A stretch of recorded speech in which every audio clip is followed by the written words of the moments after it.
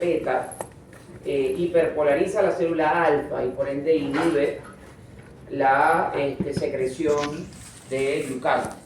Entonces, cuando los niveles de insulina van a los niveles basales, entonces esa inhibición de la actividad, esa hiperpolarización de la célula alfa inducida por la secreción de insulina, desaparece y la célula alfa comienza a secretar glucagón. El mecanismo de regulación de la secreción de glucagón no está tan bien elucidado como el mecanismo de secreción de insulina. No, hay varias partes que no están claras del todo, que no están del todo elucidadas, pero sí se sabe que la célula alfa, la insulina ejerce genera una hiperpolarización de la célula beta, de la célula alfa. Recuerden que las células tienen que llegar a un umbral para que ellas puedan despolarizarse. Igual la célula beta tiene que llegar a ese umbral de 55 milivoltios para que el canal de calcio se aperture y entonces se produzca o se estimule la fusión de los gránulos de secreción de insulina y péptido C con la membrana y se secrete la insulina. La célula alfa también es una célula excitable, que tiene un potencial de acción, que tiene que alcanzar un umbral, que tiene que alcanzar una medida de carga eléctrica para que la secreción de la célula beta se dé. Igual es una secreción vesicular porque es una modificación posttraduccional del gen, del glucagón. De hecho, el glucagón es un gen que puede producir múltiples proteínas. ¿Okay? Dependiendo de cómo se produzca el procesamiento posttraduccional del gen, o sea, el ARN mensajero del gen del glucagón produce una proteína grande que, dependiendo de cómo se procese, dependiendo de dónde se encienda, va a producir péptidos similares al glucagón, va a producir betalanina, que va a generar diferentes proteínas. En el procesamiento de la célula alfa genera glucagón, ¿ok?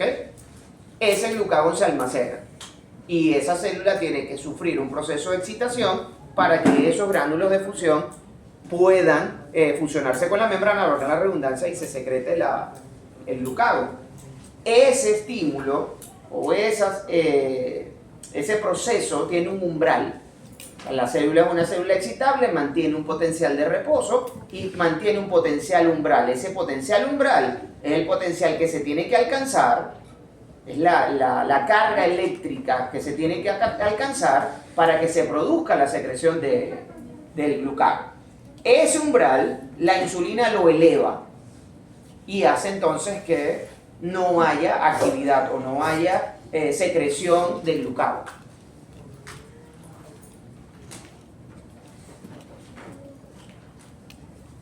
Entonces, por eso es insulina otra vez, es la señalización de insulina tan vital como para la regulación de todos los otros elementos del estado de postpáncreas. No los media la señalización insulínica, pero la falta de secreción insulínica es lo que media todas las modificaciones que se dan en el metabolismo en ayuno.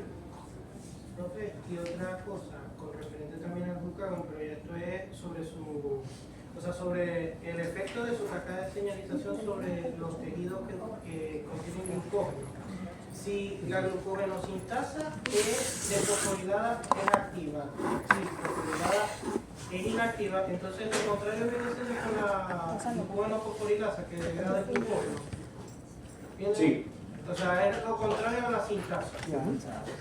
Sí, pero como yo tenía la regulación de la regulación de la síntesis del glucógeno, y que la insulina, la activa del glucógeno, el glucagón, el inactivado, pues me imagino que se lo...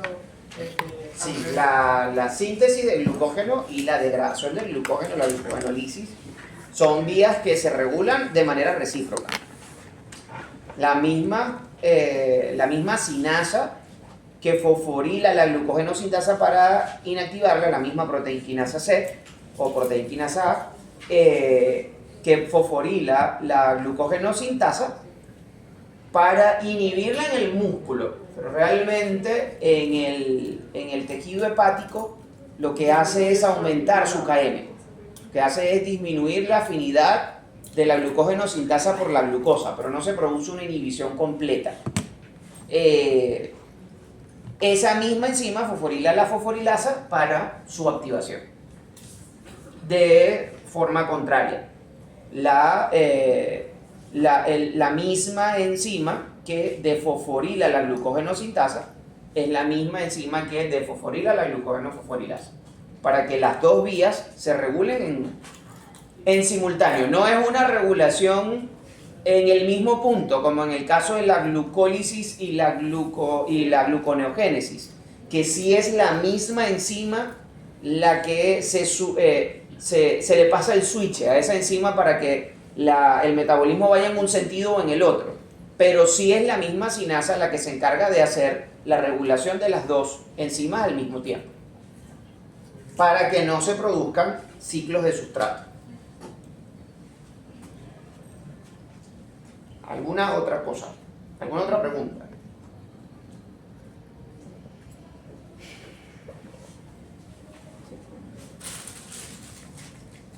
Está difícil el examen de biología. No, yo lamento.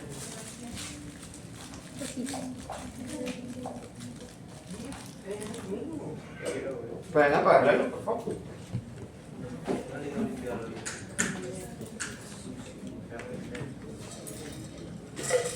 Ok.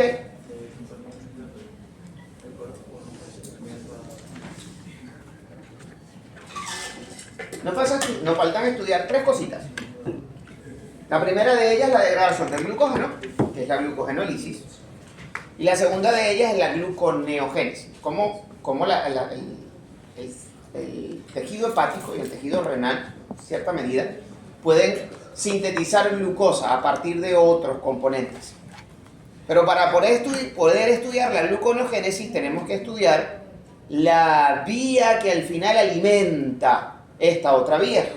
Porque si nosotros partimos del principio que la materia no se crea ni se destruye, sino que se transforma, entonces de algún lado tienen que venir esos esos 6 carbonos que van a generar una molécula de glucosa, que en condiciones naturales se producen o las pueden producir las plantas a partir del CO2, pero que en nuestros tejidos, ¿de dónde vienen esos carbonos? ¿Cuál es la fuente de esos carbonos? Y la fuente de esos carbonos son los aminoácidos, principalmente, aunque algunos otros compuestos pueden también generar intermediarios metabólicos que pueden nutrir a la gluconeogénesis. La mayoría de estos derivan de la degradación de los aminoácidos. Entonces tenemos que hablar un poco acerca de la proteólisis y acerca del ciclo de la urea. Comenzamos acá. La glucogenólisis es la vía metabólica en donde el glucógeno se degrada. Su función depende del tejido en donde estamos. En el caso de la glucogenólisis muscular proporciona energía para el músculo que se contrae. En cambio, la glucogenólisis hepática provee de glucosa para el mantenimiento de los niveles de glucemia entre los periodos interpandriales. Es catalizado por la glucogenofosforilasa, la glucanotransferasa y la enzima de ramificante en un proceso que es más o menos contrario al proceso de síntesis del glucógeno. Entonces recordamos que el glucógeno es un homopolisacárido de glucosa que está constituido por una cadena lineal de glucosa, de residuos de glucosa que están unidos por un enlace glucosídico alfa 1,4, pero que tiene ramificaciones en alfa 1,6, ramificaciones frecuentes dentro de la estructura. Y luego de una ramificación tenemos otra estructura lineal de esta molécula de glucógeno. Entonces tenemos 3 enzimas: la glucogenofosforilasa, la glucanotransferasa y la enzima de ramificante. O sea, nosotros tenemos una enzima que se va a encargar de romper el enlace alfa 1,4 de la cadena lineal, pero esa enzima tiene una limitación. Así como la glucógeno sintasa solo puede sintetizar glucógeno cuando hay un cebador como la glucogenina o una molécula de glucógeno previamente ya formada de al menos 4 residuos de glucosa. Igualmente la glucógeno fosforilasa solamente puede fosforilar cuando hay al menos 3 o 4 residuos en la cadena lineal, porque si no, no puede degradarlo. Y de manera que hay una enzima que se encarga de tomar los residuos que quedan de una de las ramificaciones para pasarlos a una estructura lineal y podamos entonces tener este glucógeno, esta molécula de glucógeno lo suficientemente larga como para poder ser sustrato de la glucógeno fosforilasa. Y tenemos una enzima que va a romper este enlace que está acá, que es el enlace de la ramificación, el enlace glucosídico alfa 1,6. El esquema es más o menos este. Nosotros tenemos una molécula de glucógeno con su ramificación, tenemos una cadena lineal, tenemos una ramificación. La glucógeno fosforilasa, mediante la introducción de una molécula de fosfato, es capaz de romper el enlace, este enlace glucosídico que está acá. Ella mete una molécula de fosfato acá. ¿Qué tipo de enzima es esa? No está usando agua, usa fosfato. Usa un fosfato inorgánico. Ah, no, porque no está tomando el fosfato de un sustrato donador para transferirlo al glucógeno o a la glucosa, sino que toma un fosfato inorgánico del medio y rompe el enlace mediante la introducción del fosfato aquí, en este enlace que está acá, generando una molécula de glucosa 1-fosfato y una molécula de glucógeno N-1. N-1 de glucosa. Si rompe un enlace por un mecanismo diferente a la hidrólisis, una liasa. Es una liasa. La glucógeno fosforilasa es una liasa. Que rompe, entonces mete aquí un fosfato aquí, puede meter un fosfato aquí, puede meter un fosfato aquí y genera un mol de glucosa 1-fosfato y genera una molécula de glucógeno que tiene un residuo de glucógeno, o que es un residuo de glucógeno más pequeño, o sea que es N-1 en el número de glucosa que forman parte de la molécula. Ahora bien, como les decía, cuando nosotros llegamos a una cadena en donde tenemos 4 residuos de glucosa, entonces allí la fosforilasa no puede seguir actuando porque no tiene un cebador lo suficientemente largo o grande como para que la glucógeno fosforilasa pueda seguir rompiendo el enlace por fosforólisis. Entonces tenemos una enzima que se encarga de tomar 3 residuos de esta cadena de 4 residuos de glucosa y pasarlos a una estructura lineal, para que en esa estructura lineal entonces sí, la glucógeno fosforilasa, que ya tiene más de 7 residuos de glucosa, o más de 4 residuos de glucosa, sí pueda seguir rompiendo las moléculas de glucosa por fosforólisis. Y tenemos acá el enlace alfa 1,6, ese enlace alfa 1,6 no puede ser sustrato de la actividad de la glucógeno fosforilasa. Entonces tenemos una enzima que llamamos enzima de ramificante, que sí es una hidrolasa. Ella introduce una molécula de agua acá, en el enlace alfa 1,6, en la ramificación, aquí, mete una molécula de agua, pone un hidrógeno aquí, un hidroxilo aquí, para generar una molécula de glucosa libre. Entonces la pregunta sería, la degradación del glucógeno o la glucogenólisis, ¿cuáles serían los productos? ¿Cuáles serían los productos de la glucogenólisis? No. Porque eso es una sola cadena. Sí, esto es una molécula de glucógeno. Y si seguimos para adelante, nos vamos a conseguir aquí otra ramificación. Y probablemente si seguimos para adelante ahí, nos conseguimos otra ramificación allá. Y si seguimos aquí en esta ramificación que metimos aquí, haya otra ramificación al 4.º residuo de glucosa. Y cada una de esas ramificaciones puede ser sustrato de la glucógeno fosforilasa o de la la enzima de ramificante dependiendo de cuál sea el caso. Es decir, en el examen yo les pregunto cuáles son los productos de la glucogenólisis. ¿Cuál sería su respuesta? Glucosa. Glucosa fosfato. ¿Ah? O sea, residuos de glucosa con fosfato y glucosa libre. Glucosa Fosfato. 1-fosfato y glucosa libre. Pero la mayor cantidad de la glucosa se genera en forma de glucosa 1-fosfato, porque cada vez que la glucogenosa, este enlace que está acá, es sustrato de la acción de la glucógeno-fosforilasa. Entonces la glucógeno-fosforilasa mete un fosfato aquí y produce glucosa 1-fosfato, mete un fosfato aquí y produce otra molécula de glucosa 1-fosfato, si esto fuese más largo, obviamente. Mete otro fosfato aquí y produce otra molécula de glucosa 1-fosfato, y la de ramificante mete una molécula de agua aquí y produce glucosa libre. Entonces hay la mayor cantidad el principal producto es glucosa 1-fosfato, pero se produce cierta cantidad de glucosa libre.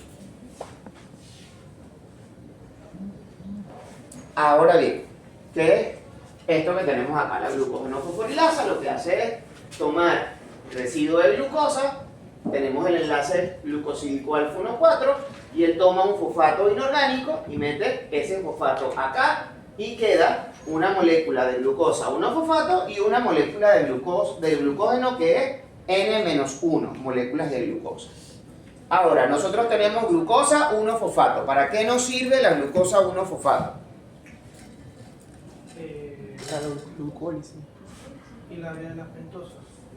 O sea, es uno de los sustratos principales de la vía de las pentosas y también uno de los sustratos iniciales de la glucólisis. ¿Cuál es la enzima regulable de la vía de las pentosas? De la vía de las pentosas.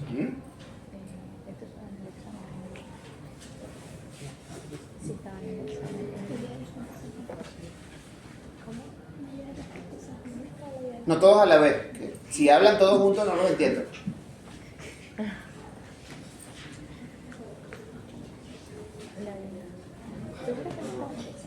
Está la vía de las pentosas fosfato activa en ayuno.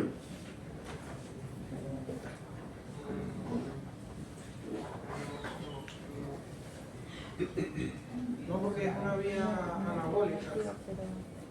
O sea, ¿Y por qué no? Porque las ayunas no han producido ni glucosa. Ajá, pero ¿por qué no? Desde el punto de vista molecular, ¿por qué no? Ustedes van a sentarse a revisar vía de las pentosas. Recuerden la vía de las pentosas fosfato, la enzima clave en la regulación de las vías de las pentosas fosfato es una enzima que depende de la señalización de insulina. Y si la insulina la activa, las contrainsulínicas las inactiva. Entonces, en ayuna no hay síntesis, en ayuna no hay crecimiento, de manera que no, no hay. La vía de las pentosas fosfato no está activa en ayuna y en inanición.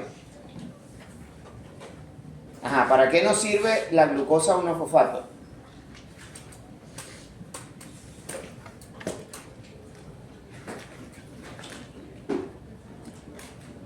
¿Qué enzima usa glucosa 1-fosfato? Para transformar en glucosa sin fosfato y seguir con la glucólisis. Correctamente. No nos sirve en la glucólisis porque la glucólisis utiliza glucosa 6-fosfato y la glucosa 6-fosfato se isomeriza a fructosa 6-fosfato y a partir de allí fructosa 1,6 y de ahí para adelante, ¿no? Pero la glucosa 1-fosfato no nos sirve para nada, teóricamente. Entonces existe una enzima que se encarga de transformar la glucosa 1-fosfato, producto de la degradación del glucógeno, en glucosa 6-fosfato para que esa glucosa 6-fosfato pueda, dependiendo de dónde estamos. Si estamos en el músculo, esa glucosa 6-fosfato pueda ir a glucólisis para la obtención de energía. Si estamos en el tejido hepático, la glucólisis está inhibida, como veremos un poquito más adelante cuando hablemos de gluconeogénesis. La glucólisis va a estar inhibida en el hígado, de manera que esa glucosa 6-fosfato no va a ir a la obtención energética de manera principal, sino que esa glucosa 6-fosfato va a ir a glucosa libre para que la glucosa junto con la otra glucosa libre que produjo la la desramificante, la enzima desramificante pueda salir del hígado. Recuerden que aquí el objetivo que la glucogenólisis se da en los dos tejidos que son glucogenogénicos, que son el tejido hepático y el tejido muscular, que son los dos tejidos glucogenogénicos. Son los únicos dos tejidos que tienen glucógeno, ¿ok? Entonces, pero la glucólisis, la glucogenólisis del músculo es para el propio beneficio del músculo, porque necesita energía durante la contracción muscular, pero la glucogenólisis hepática es para el mantenimiento de la glicemia en los periodos interprandiales. Entonces, lo primero que tiene que suceder es que esa glucosa 1-fosfato se debe transformar en glucosa 6-fosfato. ¿Cómo se llamará la enzima que se encarga de transformar la glucosa 1-fosfato en glucosa 6-fosfato? ¿Glucosa 6-fosfato es glucosa? No. Se llama fosfoglucomutasa, pero bueno, es un poquito más complicado. Es una isomerasa que tiene un mecanismo de acción un poquito particular, porque la fosfoglucomutasa es una enzima que tiene en su sitio catalítico tiene un residuo de fosfoserina, una serina que está fosforilada, pero no fosforilada para regulación, para modificación covalente, sino que dentro de la estructura de la proteína ese residuo de serina está fosforilado, ¿ok? Tiene ese residuo de fosfoserina, y esta fosfoserina actúa como el donador del intermediario en la síntesis de glucosa 6-fosfato, que es la generación de glucosa 1,6-difosfato, pero esa generación se produce en el sitio catalítico de la enzima, no de forma libre, sino que se mantiene dentro del sitio catalítico de la enzima. En un primer paso, en el proceso de isomerización, la glucosa 1-fosfato va a recibir del residuo de fosfoserina que se encuentra en el sitio catalítico este residuo de fosfato para convertirse en glucosa 1,6-difosfato. Y en un segundo paso, entonces la glucosa va a donar el fosfato que se encuentra en la posición 1 al residuo de serina para que la serina o la enzima vuelva a su estado original. ¿Okay? Todo eso ocurre dentro del sitio catalítico con los sustratos unidos al sitio catalítico, no de forma libre. Entonces lo primero que ocurre es que la enzima dona el fosfato del residuo de fosfoserina para generar glucosa 1,6-difosfato, y luego la enzima toma el fosfato de la posición 1 y lo moviliza hasta el residuo de serina para quedar en su forma original o en su forma previa, y entonces esta glucosa 6-fosfato pierde afinidad por el sitio catalítico y se libera. Y así tenemos entonces glucosa 6-fosfato. Esa glucosa 6-fosfato, nuevamente, si estamos en músculo, esa glucosa 6-fosfato va a ir a glucólisis. Ahora, si estamos en el hígado, esa glucosa 6-fosfato, junto con la glucosa 6-fosfato que viene de la gluconeogénesis, se va a desfosforilar para que esa glucosa pueda salir del hígado. Y sale del hígado a través del GLUT2, que es constitutivo de membrana y bidireccional. Como el hígado está degradando todo el glucógeno y hay un montón de glucosa que viene de la degradación del glucógeno, además de que se está produciendo toda la glucosa que el hígado está produciendo por gluconeogénesis, hay una gran cantidad de glucosa dentro del hígado y afuera hay poquita. ¿Por qué? Porque no hemos comido, el sujeto no ha comido. Entonces la concentración de glucosa afuera es una concentración basal, así que hay más glucosa dentro del hepatocito que afuera del hepatocito, y el GLUT2 transporta entonces a favor de un gradiente de concentración glucosa desde el interior del hepatocito hasta el torrente circulatorio. Siempre se me olvida quitar esa lámina de allí. Lo que decía Andrés es completamente cierto.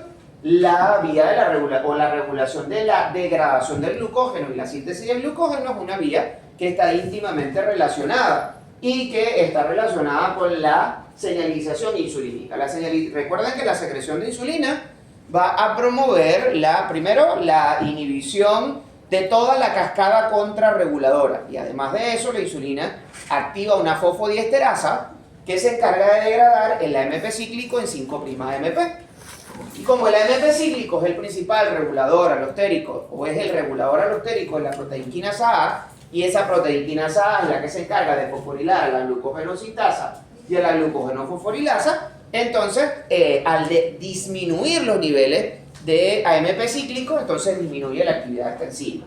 Ahora bien, no tenemos o tenemos solamente una secreción basal de insulina y hay un aumento en la secreción de las contrarreguladoras. ¿Qué va a pasar entonces? Que esas contrarreguladoras van a aumentar los niveles de AMP cíclico. ¿Vía qué mecanismo? Vía señalización de proteína G, que activa a la adenilato ciclasa, que va a aumentar los niveles de AMP cíclico, que va a ser el regulador alostérico de la proteína quinasa A, y esa proteína quinasa A es la que va a fosforilar a la glucogenosintasa para inhibir la síntesis del glucógeno, al tiempo que va a fosforilar a la glucogenofosforilasa para activar la degradación del glucógeno. Profe, ¿y la adrenalina tiene la misma carga de señalización que el glucagón? Sí, ¿Sí? es un receptor 7 alfa hélice igual, Hace exactamente. pero no es el mismo receptor. No.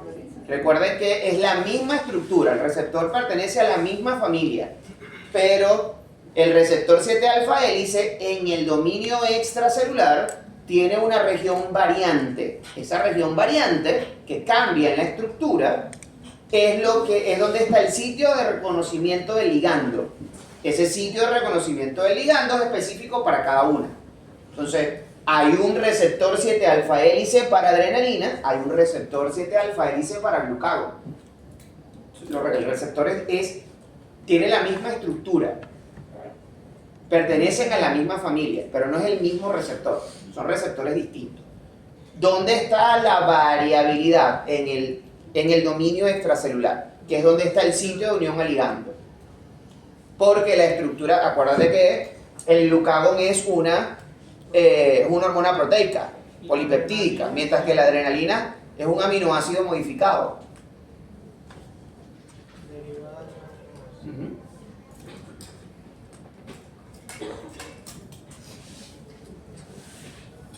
Ok, existen una serie de mecanismos, no solamente directa por la proteína quinasa A, sino que existen una gran variedad de sinasas que son activadas por diferentes mecanismos para la fosforilación de la glucogenosintasa. Por ejemplo, tenemos a la glucogenosintasa sinasa, que es una enzima que se encarga de fosforilar a la glucogenosintasa para fosforilarla, la proteína quinasa A, que puede directamente fosforilar a la glucogenosintasa, la proteína quinasa C, que depende de la generación de diacilglicerol y calcio para la fosforilación de la glucogenosintasa, la glucogenosintasa sinasa 3, que también se encarga de fosforilar la glucogenosintasa, y no solamente es una regulación hormonal mediada por AMP cíclico. Recuerden que el AMP cíclico es un producto de la activación del receptor contrainsulínico. El diacilglicerol igual, es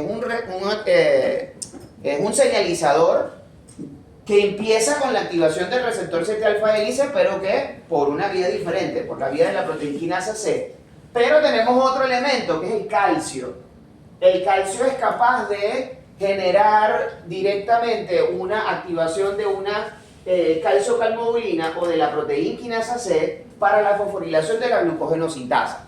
Recuerden que si hay calcio en el músculo, eso quiere decir que el músculo se está contrayendo. Si el músculo se está contrayendo, eso quiere decir que el músculo necesita energía para contraerse. Así que todos estos procesos están regulados de manera acoplada.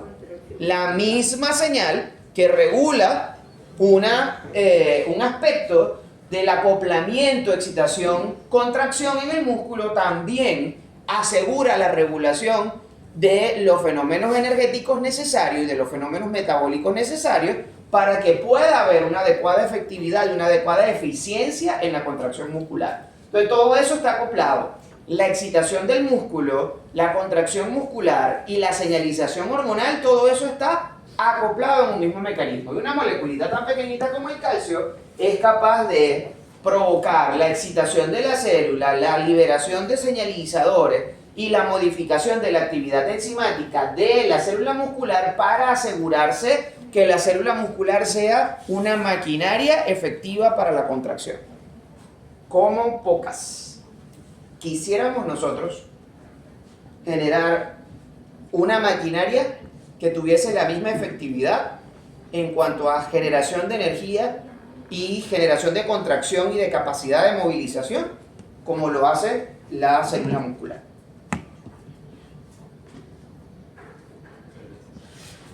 Un carro, ustedes dirán, un carro va más rápido. El carro corre más. ¿Sí o no? O sea, ninguno de nosotros corre 120 kilómetros por hora. El carro sí puede hacerlo. Pero ¿cuánta energía utiliza y cuánto calor genera? La efectividad de un motor de combustión interna es como el 40%, o sea, alrededor del 40% de la energía de la gasolina se transforma en movimiento. El 60% se transforma en calor. Mientras que la contracción muscular transforma casi el 90% de la energía en movimiento y solamente un 10% en calor. La efectividad de la maquinaria muscular es sobremanera por encima de la efectividad de cualquier maquinaria que nosotros hayamos podido crear. ¿Preguntas aquí? ¿No? Todas las enzimas que mencionó son reguladas, ¿cierto? Sí. Son regulables. Las principales, aquí la regulación importante es la regulación de la glucógeno fosforilasa y de la glucógeno sintasa en simultáneo, para regular al mismo tiempo la síntesis de glucógeno y la degradación del glucógeno. Porque en el paso contrario ocurre lo mismo.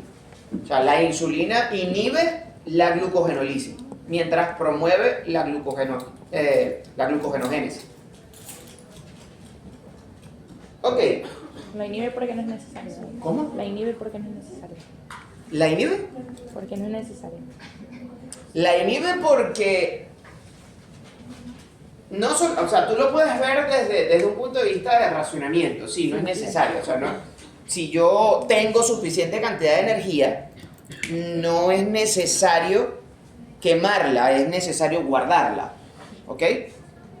Ahora, ¿cómo se explica eso desde el punto de vista molecular? Se explica por la regulación enzimática en simultáneo. ¿Ok?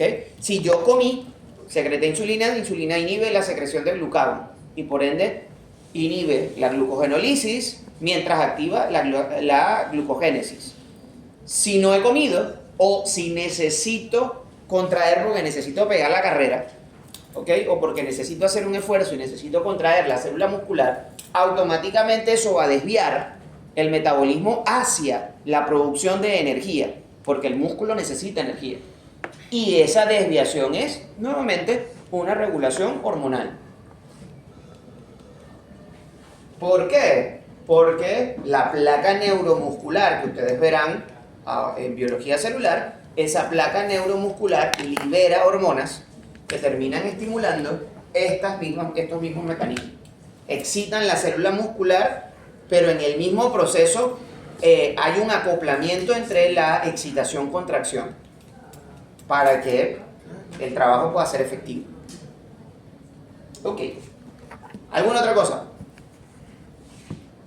Muy bien. Nosotros vamos a ver ahora, vamos a pasar ahora a la otra vía. Aquí en catabolismo hemos estudiado cómo la disminución en la secreción de insulina por la disminución del aporte de carbohidratos conllevan a un aumento en la secreción de las contrarreguladoras que terminan activando la lipasa sensible hormonas, que terminan generando una sobreoferta de ácidos grasos.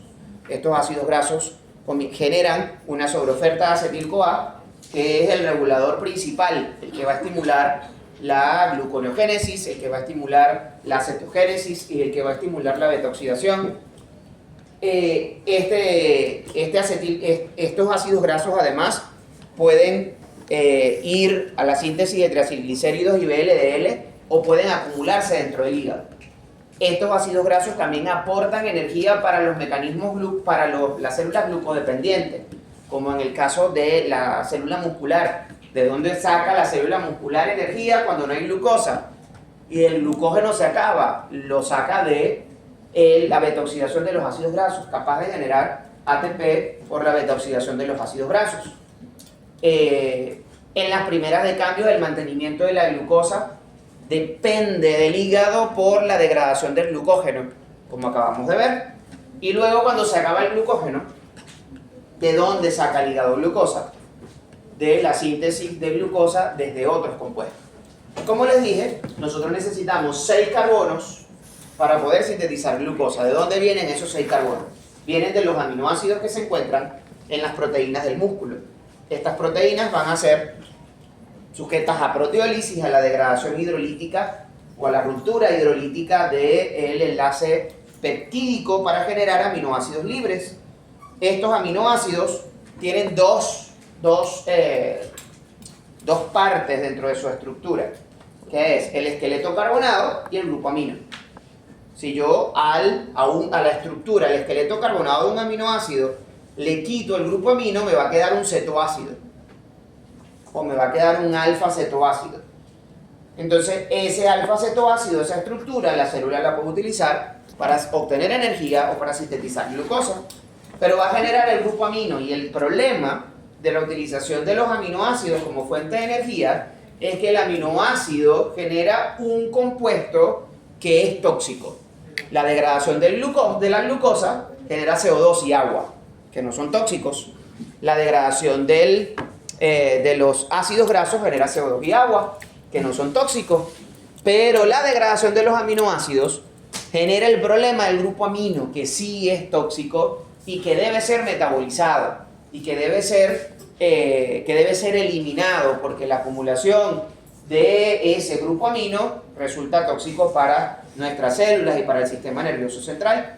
Entonces esos aminoácidos, la degradación de esos aminoácidos en el músculo puede llevar a la generación de un esqueleto carbonado que puede ser utilizado para la obtención de energía, y un grupo amino que debe ser metabolizado y que se metaboliza en el hígado.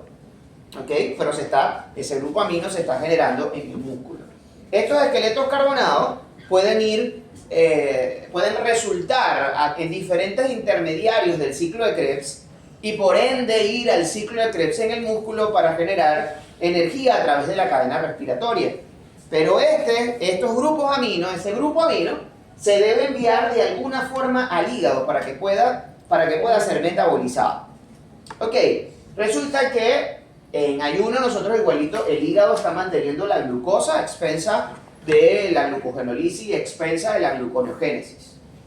El tejido muscular no solamente expresa GLUT4, es el principal transportador de glucosa en el músculo, pero el tejido muscular o la célula endotelial del tejido muscular también puede secretar o expresar GLUT1, pero en una cantidad muchísimo más pequeña que la cantidad de GLUT4 que puede traslocarse a las membranas bajo la señalización insulínica.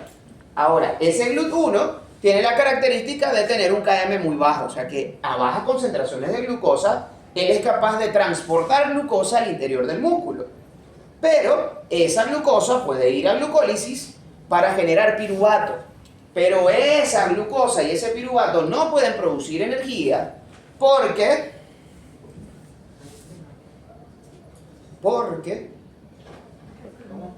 no te importa, ¿verdad? La piruvato deshidrogenasa está inhibida. Recuerden que el principal regulador de la piruvato deshidrogenasa es la regulación por retroalimentación negativa por el acetil-CoA. O sea, la producción de acetil-CoA por parte de la piruvato deshidrogenasa genera una retroalimentación negativa, y nosotros tenemos de dónde está viniendo el acetil-CoA, de la beta-oxidación de los ácidos grasos. En el mismo proceso, esta célula muscular está produciendo grandes cantidades de acetil-CoA, producto de la degradación de los ácidos grasos. Entonces, eso va a hacer que ese piruvato no pueda ir a la obtención de energía porque no se puede transformar en acetil-CoA. ¿Para qué sirve ese piruvato? Ese piruvato sirve para transaminarse con el alfa-cetoglutarato. El grupo amino es cedido, el grupo amino de cualquier aminoácido, de serina, de treonina, de alanina, de lo que ustedes quieran. Ese grupo aminoácido, ese aminoácido, ese grupo amino de ese aminoácido va a ser transaminado con el alfa-cetoglutarato. ¿Dónde se genera el alfa-cetoglutarato? ¿Dónde se produce el alfa-cetoglutarato? En el ciclo de Krebs. Ahora, ese alfa-cetoglutarato, que es un cetoácido, cuando se transamina, o sea, cuando recibe el grupo amino, se transforma en un aminoácido que se llama glutamato. El glutamato es un aminoácido que resulta excitador, o sea, el glutamato es un neurotransmisor utilizado por el sistema nervioso central, de manera que el glutamato no puede circular por el torrente circulatorio porque sería altamente tóxico para el funcionamiento del sistema nervioso central. Así que el glutamato no puede salir del músculo y no puede circular por el torrente circulatorio. Hay que convertirlo en un aminoácido que no sea lesivo para el organismo. Y entonces, en este caso, el glutamato se va a transaminar a alanina con el piruvato. Un momento, ¿aló? Lo que pasa es que ahora estoy de guardia. No sé por cuánto tiempo. Entonces, ¿qué va a pasar? Que el grupo amino del aminoácido cualquiera, de cualquier aminoácido, de cualquier proteína muscular, en primer lugar se transamina con el alfa-cetoglutarato. Recuerden que en el proceso de transaminación que estudiamos en algún momento, por allá cuando vimos las lanzaderas, nosotros dijimos que en el proceso de transaminación nosotros teníamos un aminoácido 1 con un alfa-cetoácido 1, ¿ok?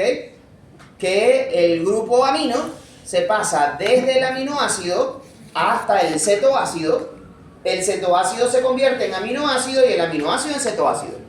¿Sí se acuerdan de eso? En las lanzaderas de por allá de hace 1500 años. Ok, aquí pasa lo mismo. Aquí nosotros tenemos un aminoácido donador del grupo amino. Ese aminoácido donador del grupo amino es cualquier aminoácido de la célula muscular.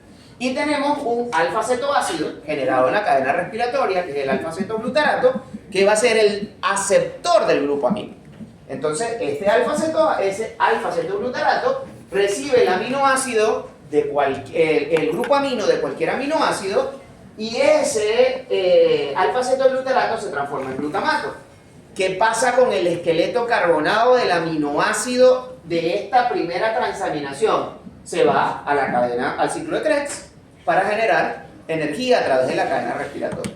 Ahora bien, el glutamato, por ser tóxico, no puede circular por el torrente circulatorio, sino que el piruvato que se obtiene de la glucólisis, por la pequeña cantidad de glucosa que está entrando a la célula muscular a través del GLUT1, ese piruvato, que no puede ir a la generación de energía porque la piruvato deshidrogenasa está inhibida, producto de la señalización contrarreguladora, la falta de insulina y principalmente al efecto de la de las altas concentraciones de acetil-CoA tienen sobre la piruvato deshidrogenasa.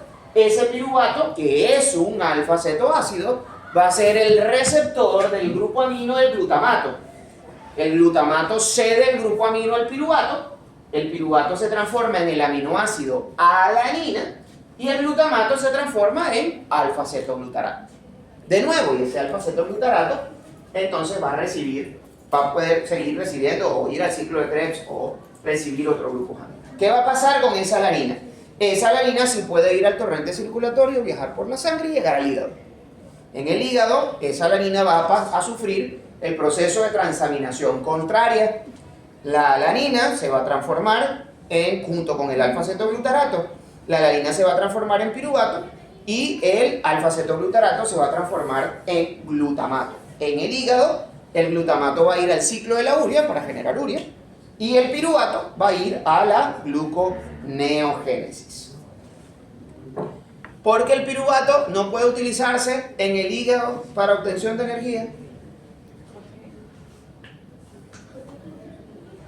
Porque este piruvato que está allí va a ir a la gluconeogénesis y no va a ir a la obtención energética. Porque no va a ir a generar acetil-CoA para ir al ciclo de Krebs, para ir a la cadena respiratoria. Por lo mismo que acabo de explicar. Por la misma razón, la piruvato deshidrogenasa del hígado igualito está inhibida, producto de la gran cantidad donde más hay acetil-CoA en el hígado, que es el que está recibiendo la mayor cantidad de los ácidos grasos libres que están viniendo del tejido adiposo. Y además de eso, hay por ende, por esa razón, no además de eso, sino por esa razón hay una gran cantidad de acetil-CoA que va a inhibir a la piruvato deshidrogenasa. ¿Qué va a pasar con el glutamato? El glutamato va a ir al ciclo de la urea, el grupo amino, el glutamato, va a ir al ciclo de la urea para la generación de urea, y esa urea se va a eliminar entonces por vía renal. Entonces, ¿qué tenemos acá?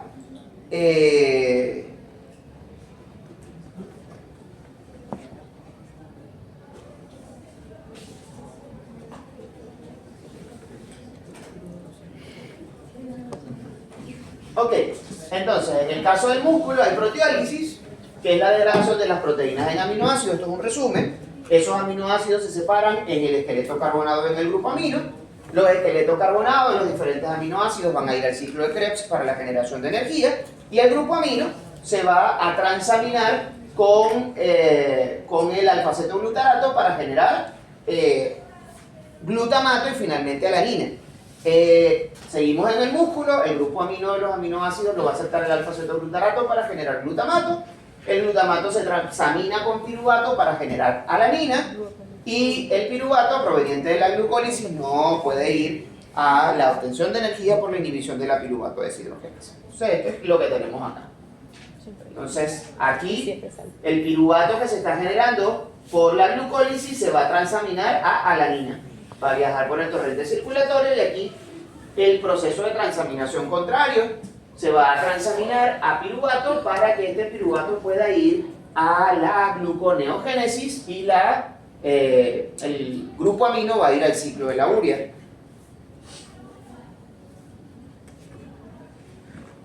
Fíjense acá. Estos son cada uno de los aminoácidos que pueden generar intermediarios del ciclo de Krebs. Por ejemplo, la tirosina y la fenilalanina pueden generar fumarato. La asparagina puede generar aspartato y el aspartato oxalacetato. La leucina, la lisina, la fenilalanina, el triptofano y la tirosina pueden generar acetoacetil-CoA, que se puede separar en dos moléculas de acetil-CoA para entrar al ciclo de Krebs. La isoleucina, la leucina y el triptofano pueden generar acetil-CoA. El piruvato, la alanina, la cisteína, la glicina, el cadina, la serina y la treonina pueden generar piruvato, que puede ir a acetil-CoA, y pueden generar citrato.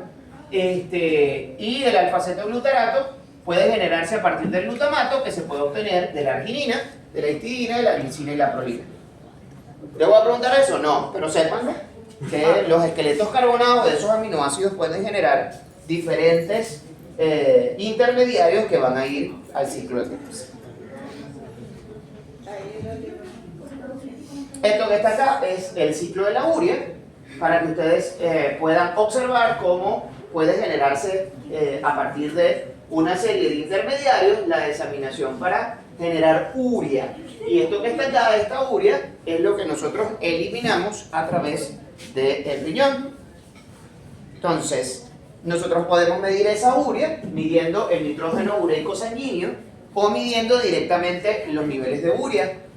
Si nosotros tenemos un boom disminuido con una creatinina elevada, eso puede hablarnos de daño hepático. Si los dos están elevados, nos puede hablar de daño renal.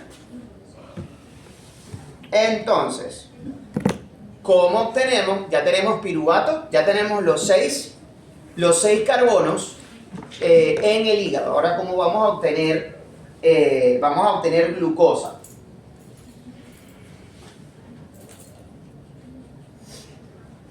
¿Qué va a pasar? El piruvato se va a convertir en oxalacetato. Recuerden que el piruvato está en el interior de la mitocondria y tiene que salir de la mitocondria para poder entonces generar los equivalentes, poder generar glucosa. El piruvato primero se va a convertir en oxalacetato por acción de la piruvato carboxilasa, que va a transformarse luego espontáneamente en malato para salir de la mitocondria. Entonces el piruvato, lo primero que va a ocurrir es que ese piruvato se va a transformar en oxalacetato, luego el oxalacetato en malato. La alanina se transamina con alfa-cetoglutarato para producir piruvato, y luego finalmente el glutamato. El glutamato va a ser removido, le van a quitar el grupo amino en el hígado para generar la urea. Y el piruvato se va a transformar, como le acabo de decir, en oxalacetato, va a salir en forma de, se va a reducir a malato y va a salir de la mitocondria en forma de malato. Esta gluconeogénesis solamente va a ocurrir en el hígado y es la vía inversa de la glucólisis. Luego de la transformación del oxalacetato, del piruvato en oxalacetato por la piruvato carboxicinasa, va a pasar a malato, como les acabo de decir ya varias veces, para salir de la mitocondria. El malato, proveniente del piruvato, se va a oxidar a oxalacetato de nuevo en el citosol del hígado, y luego ese oxalacetato se va a transformar en fosfonolpiruvato por acción de la fosfonolpiruvato carboxicinasa, que es la PEC, conocida también como PEC, una de las enzimas claves. A partir de allí, de la generación de fosfonolpiruvato hasta la reacción de la fosfofructoquinasa 1 es completamente inverso. Luego llegamos aquí y en esta reacción, la conversión de fructosa 1,6-bifosfato en fructosa 6-fosfato no puede ser catalizada por la misma enzima y se cataliza por una fosfatasa. Entonces, ¿qué tenemos? Hasta ahorita, bueno, el piruvato, esto que está acá es la regulación inversa de cada una de las dos vías, de la vía de la conversión de piruvato en glucosa, que es la gluconeogénesis, o la transformación de la glucosa en glucólisis, que es de la glucosa en piruvato, que es la glucólisis. Aquí nosotros tenemos otra vez el cuento de la fosfofructoquinasa 2. Recuerden que la fosfofructoquinasa 1, que es la enzima que se encarga de transformar la fructosa 6-fosfato en fructosa 1,6-bifosfato, es una enzima que depende, o que su regulador alostérico principal es la fructosa 2,6-bifosfato. Los niveles elevados de fructosa 2,6-bifosfato activan a la fosfofructoquinasa 1 para que esta enzima se encargue de convertir la fructosa 6-fosfato en fructosa 1,6-bifosfato y podamos obtener el piruvato en la glucólisis. Que cuando los niveles de fructosa 2,6-bifosfato disminuyen, se inhibe la actividad de la fructosa 1,6-bifosfato y se promueve la actividad de la se inhibe la fosfofructoquinasa 1 y se activa la actividad de la fructosa 1,6-bifosfatasa, que es la enzima que se encarga de remover el fosfato en la posición 1 de la fructosa para transformarla en fructosa 6-fosfato y poder ir a la síntesis de glucosa. Pero que la fosfofructoquinasa 2 es una enzima distinta. ¿Por qué es distinta? Lo que nosotros hemos visto hasta ahorita, y que ya esto lo estudiamos en su momento cuando estudiamos glucólisis y regulación de glucólisis, lo que nosotros habíamos visto hasta ahorita en la modificación covalente es que una enzima se fosforilaba y se inactivaba, o si estaba activa en su forma de fosforilada, y que si fosforilada es activa, al desfosforilarla se inactiva. Pero en el caso de la fosfofructoquinasa 2 no ocurre eso. Cuando la fosfofructoquinasa 2 se fosforila, se transforma la misma enzima, la misma proteína, con la misma estructura, comienza a catalizar la reacción contraria. Pero ¿cómo se llama una reacción en donde yo remuevo fosfato? ¿Cómo se llama la enzima que remueve fosfato? Una fosfatasa. Entonces, si al fosforilarla él comienza a remover fosfato, ya no la puedo llamar fosfofructoquinasa, porque ya no es una quinasa, es una fosfatasa. Entonces esta enzima es el Dr. Jekyll y Mr. Hyde. Cuando se fosforila se transforma. Ella no es que se inhibe, no es que se inactiva, no es que modifica su KM, sino que se transforma. En su forma desfosforilada es fosfofructoquinasa 2 y transforma la fructosa 1-fosfato, la fructosa 6-fosfato en fructosa 2,6-bifosfato, que es el regulador alostérico positivo de la PFK1, para promover la glucólisis. Pero cuando se fosforila, deja de ser una cinasa y se transforma en una fosfatasa, no se inactiva. no se bloquea, no se inhibe, sino que deja de ser una cinasa y se transforma en una fosfatasa y se transforma en la fructosa 2,6-bifosfatasa, que remueve el fosfato de la posición 2 para disminuir los niveles de fructosa 2,6-bifosfato y por ende inhibir a la PFK1, inhibiendo la glucólisis y activar a la fructosa 1,6-bifosfatasa, que sí es otra enzima, que sí es otra cosa. ¿Quién se encarga de fosforilar y desfosforilar a la fosfofructoquinasa 2, fructosa 2,6-bifosfatasa? La insulina y las contrarreguladoras. La insulina, mediante su cascada de señalización, la desfosforila y la transforma en fosfofructoquinasa 2. Pero las contrarreguladoras, que son las que están mandando ahorita, en lo que nosotros estamos estudiando ahorita, ella se encarga de desfosforilarla y convertirla en la fosfatasa. Y de esta manera, entonces, promueve la gluconeogénesis. ¿Sí?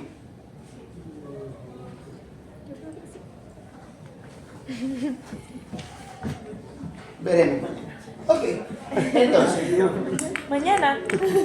Mañana, veremos mañana. Mañana es miércoles. Por alguna razón no nos vamos a ver mañana. Porque tiene examen el viernes de histología. Como que si tenemos. ¿Ah? ¿Qué cosa? Tenemos el práctico el jueves y el parcial el Bueno, viernes. denle gracias a Dios que no tienen parcial de bioquímica también el viernes y el martes. Pero Porque mañana. tenían parcial de bioquímica mañana- el viernes también. Mañana hará un test. ¿Ah? Mañana hará un test. No sé. Ay, yo Entonces, sabía. Y que ya veremos mañana. ok, la fructosa 6-fosfato se va a convertir en glucosa 6-fosfato por la misma isomerasa que transforma la glucosa 6-fosfato en fructosa 6-fosfato. Cuando hay más fructosa 6-fosfato que glucosa 6-fosfato, la convierte en glucosa 6-fosfato.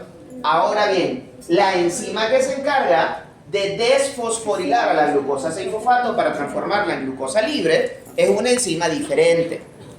La hexocinasa glucosinasa, que es la que se encarga de fosforilar a la glucosa, no puede hacer la reacción contraria, porque la reacción de fosforilación de la glucosa es una reacción altamente exotérmica que conlleva la hidrólisis de una molécula de ATP y no puede ser catalizada en reacción inversa. Entonces, hay una enzima nueva que es la glucosa 6-fosfatasa.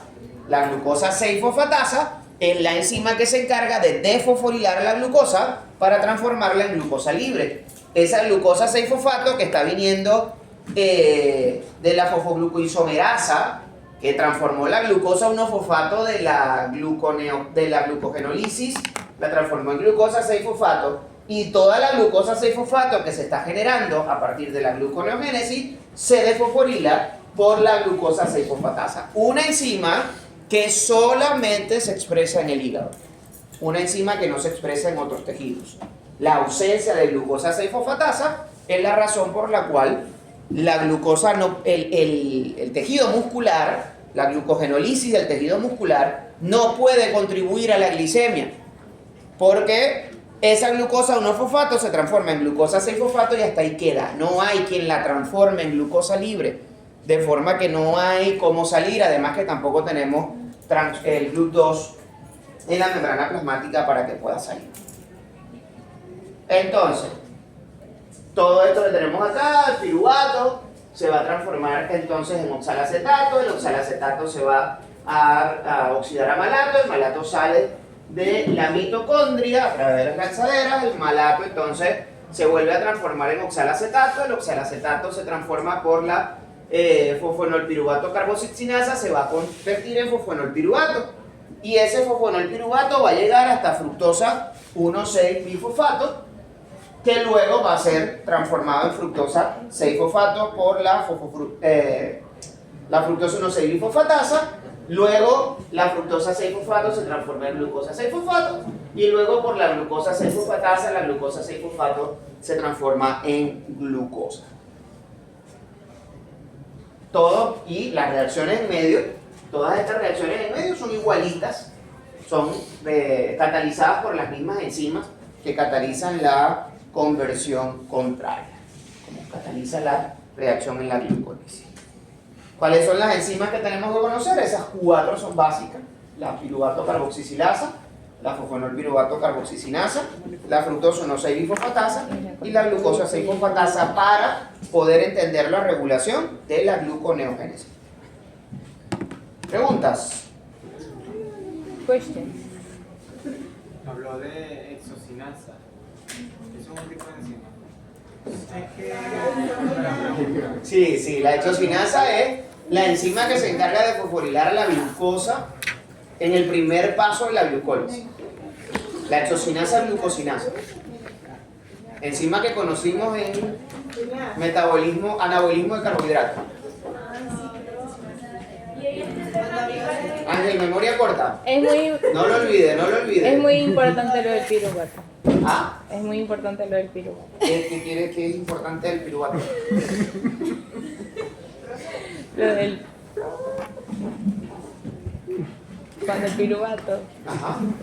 o sea, cuando secreta piruvato en el músculo y se inhibe, secreta no. La regulación de la piruvato deshidrogenasa, Sí. claro, la regulación de la piruvato deshidrogenasa la vimos también en anabolismo de carbohidratos, cuando hablamos de la piruvato deshidrogenasa, pues cuando estábamos degradando glucosa, estábamos oxidando la glucosa, hablamos de la piruvato deshidrogenasa. Y en esa oportunidad dijimos que una de las formas de regulación de la piruvato deshidrogenasa es una retroalimentación negativa por producto. El producto de la piruvato deshidrogenasa es acetil-CoA. Y cuando hay mucho acetil-CoA, el acetil-CoA ejerce una retroalimentación negativa sobre la actividad de la piruvato deshidrogenasa y la inhibe. Esa retroalimentación negativa, ya te doy la palabra. Esa retroalimentación negativa es la retroalimentación que hace que el piruvato no pueda ser descarboxilado en ayuno. ¿Por qué? Porque hay mucho acetil-CoA. ¿De dónde? De la beta-oxidación de los ácidos grasos que se están liberando por lipólisis en el tejido adiposo. Dígalo. Pero la piruvato deshidrogenasa también se puede regular mediante... Señalización hormonal, claro que sí. Existe una sinasa que fosforila la piruvato a la enzima, al componente deshidrogenasa de la piruvato deshidrogenasa y lo inhibe. Mediante la caja de señalización... De igualito. Pero es más importante, aquí es más importante la retroalimentación en ayuno. Es más importante la retroalimentación que ejerce el acetil-CoA que la misma regulación hormonal. El efecto es mayor por el efecto regulador negativo del acetil-CoA que el efecto de la regulación hormonal. ¿Por qué? ¿Perdón? El glutamato entonces actúa como un neurotransmisor. El glutamato es un neurotransmisor. Es un neurotransmisor en el sistema nervioso central. Por eso no puede circular, porque si no se uniría a todas las terminaciones, a todos los receptores de glutamato en todos lados. De hecho, nosotros tenemos el glutamato es un mediador de una complicación de la encefalopatía hepática. Entonces, los pacientes con cirrosis, la cirrosis es una fibrosis del hígado. Daño y reparación, daño y reparación, daño y reparación del hígado termina generando una sustitución del tejido hepático funcional por tejido fibrótico. Ese tejido fibrótico no es capaz de degradar la urea y esa urea se acumula y produce algo que llamamos la encefalopatía hepática, que el paciente se torna, dependiendo del grado de severidad, puede ir desde alteraciones muy leves de la cognición hasta el coma profundo y la muerte. Eso se produce, entre otras cosas, por la acumulación de glutamato. El glutamato también lo podemos encontrar en alimentos conservados. ¿Perdón? El glutamato también lo podemos encontrar en alimentos conservantes, ese tipo de cosas. Sí, existen las sales de glutamato, Sí. se utilizan para salar el aginomoto o la sal china, es glutamato monobásico de sodio. Y eso es lo que hace que no puede gustar el sabor que se apruebe el plástico, por ejemplo, lo que estaba diciendo. Además de que produce algunas complicaciones como migrañas y todo esto, se puede producir por... O sea, la gente que come comida china y le da dolor de cabeza, se media es por el glutamato de la salchicha y de la soya. ¿Alguna otra cosa? Bien, vayan a estudiar histología, pero nos vemos mañana. Eso dice muchas cosas.